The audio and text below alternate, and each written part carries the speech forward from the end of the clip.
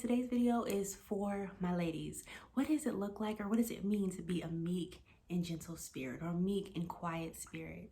Well, 1 Peter chapter 3 verses 3 and 4 says, "Don't be concerned about the outward beauty of fancy hairstyles, expensive jewelry, or beautiful clothes.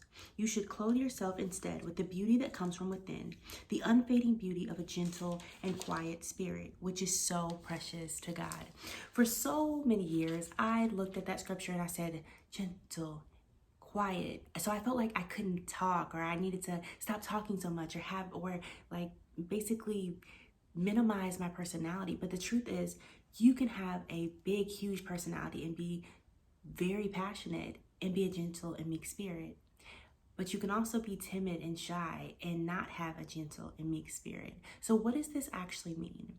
Meekness comes from an inner peace. Meekness means quiet, gentle, submissive. Gentle means kind, tender, mild-mannered. So again, this comes from an inner peace, especially when you put your faith and your trust in God and not in the chaos and the things of life and the circumstances going on around you. When we have a gentle and meek spirit, we show up so much differently in the world. We show up a lot more calm, a lot more peaceful, versus being frustrated or anxious or angry. I know for a very long time, again, I thought that I had to be quiet, but that wasn't it at all.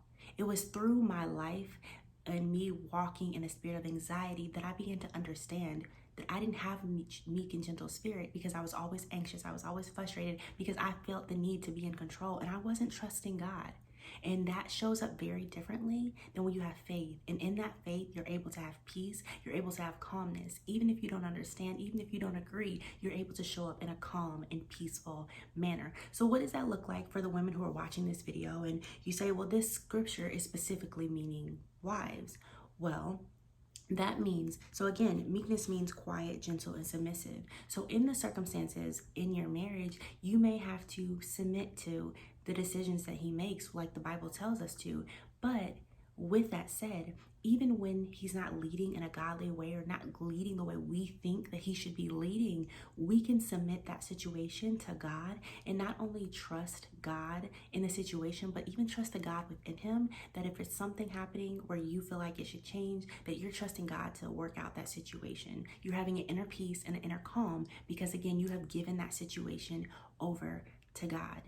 Again, today, you don't have to be quiet. It's not about silencing yourself. It's not about being trampled over, or not having a voice, or not speaking up. It's about having an inner peace and an inner calm because you are walking in trust and faith in God.